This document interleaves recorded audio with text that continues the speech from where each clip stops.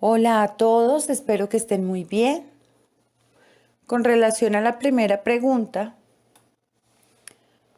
considero que dentro de la formación y la estructura que tenía la comunidad Ticoya, se estaba analizando la forma de enseñanza de las matemáticas. Para algunas personas consideran que es un proceso muy fácil, pero realmente el investigador tuvo que empezar a cuestionarse, a preguntarse cómo iba a ser ese proceso de enseñanza de las matemáticas. Empezó a conocer la comunidad, todos los aspectos relacionados con ellos. Es una comunidad que queda ubicada en el Amazonas, la comunidad Ticoya. Él comenzó a ver las costumbres, los hábitos, las actividades que hacían los estudiantes y se dio cuenta que su fortaleza no eran las matemáticas, pero sí que tenían un gran interés por la astronomía, por toda esa parte relacionada con la información cultural que les daban las estrellas. Él encontró una estrategia para poder acercar a los estudiantes a las matemáticas y fue utilizar esos temas relacionados con sus costumbres y la astronomía para poder acercarlos a las matemáticas. Poco a poco fue haciéndoles ver que las matemáticas les servían y que tenían una aplicación en la vida real. Para eso fue necesario que él lograra adaptarse y conocer a la comunidad. En cuanto a la segunda pregunta, mi opinión es que esa tradición oral relacionada con mitos, leyendas, etcétera, que tenía la comunidad históricamente, realmente comenzaron a rechazarla, pero yo creo que es muy importante, porque eso es lo que le permite a la comunidad ticoya conocer su historia, su pasado. Lo que son ahora es fruto de esa historia que han vivido y cómo todos esos mitos y leyendas les han permitido fortalecer su identidad y su cultura. Si nosotros vemos los saberes de las personas adultas, de los ancianos de esa comunidad, es lo que le permite fortalecer a las nuevas generaciones de esa comunidad como parte de esa cultura, fortalecer su identidad, su cultura, y eso es indispensable. Con relación a la tercera pregunta, considero que un docente que llegue a trabajar a la comunidad ticoya debe trabajar de una manera específica. No se puede pensar que la comunidad ticoya o cualquier comunidad indígena es exactamente igual a la otra. Desde la etnoeducación yo debo comenzar a explorar y a conocer los contextos, sus costumbres, su tradición oral, su cultura, su identidad. Y eso se ve reflejado en un currículo que voy a trabajar con los estudiantes para que el conocimiento para ellos sea aplicable a su vida cotidiana.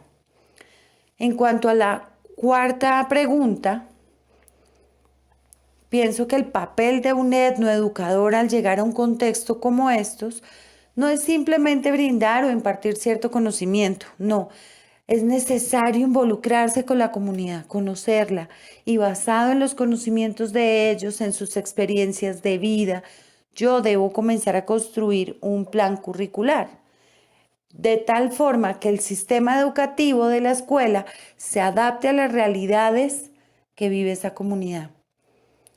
No podemos llegar a atropellar el conocimiento previo y a pensar que las personas comienzan de ceros, sino que a través de esos diálogos y conociendo esos saberes se puede partir para desarrollar cualquier tipo de conocimiento.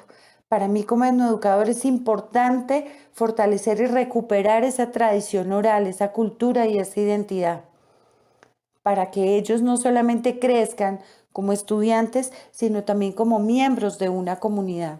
Eso se debe transmitir a los estudiantes, debe permear el plan curricular, la malla curricular y todo el sistema educativo. Es una forma también de llamar la atención, por ejemplo, del Ministerio de Educación y de las diferentes entidades involucradas que hasta ahora han hecho caso omiso de las características particulares que tiene una comunidad. Nosotros tenemos que como docentes y etnoeducadores llamar la atención de las diferentes entidades hacia la educación de estas comunidades indígenas. Con relación a la quinta pregunta, si un etnoeducador llega a trabajar a una comunidad, yo no puedo hacer a un lado todos los conocimientos previos que tienen las personas de la comunidad. Como ya lo había dicho en la pregunta anterior, debo comenzar a trabajar desde esos saberes que tienen las personas que hacen parte de la comunidad indígena para poder desarrollar un plan de estudios. Por ejemplo, cuando estamos hablando de la comunidad sorda, manejan la lengua de señas, tienen una identidad y una cultura propia. Yo no puedo hacer a un lado el resto de conocimientos para poderme dedicar a la lengua de señas, pero tampoco puedo hacer a un lado la lengua de señas y que los estudiantes sordos se conviertan en oyentes. Se debe buscar como un equilibrio, una integración, un nuevo plan curricular que permita respetar tanto las costumbres de la comunidad sorda como todos los procesos que obliga el sistema educativo. De esa forma lo que se va a hacer es rescatar, darle valor, importancia, pero aplicando todos esos conocimientos de identidad a la vida cotidiana, al mundo que ellos están viviendo. Yo no puedo llegar a imponer.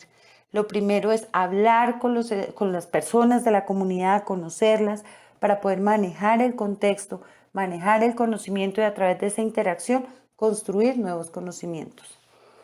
En cuanto al sexto punto, yo como persona que se está formando en etnoeducación, considero que el curso es muy importante. Creo que me ha dado muchos aspectos para reflexionar, para autorreflexionar como futuro profesional.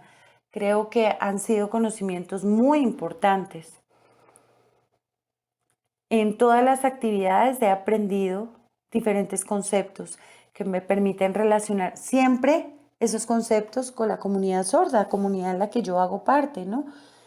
Y he reflexionado sobre aspectos que uno considera que con el tiempo se van perdiendo y lo deja así, y que es necesario rescatar y fortalecer. Por ejemplo, la comunidad sorda debe fortalecer su identidad y su propia cultura. Muchísimas, muchísimas gracias.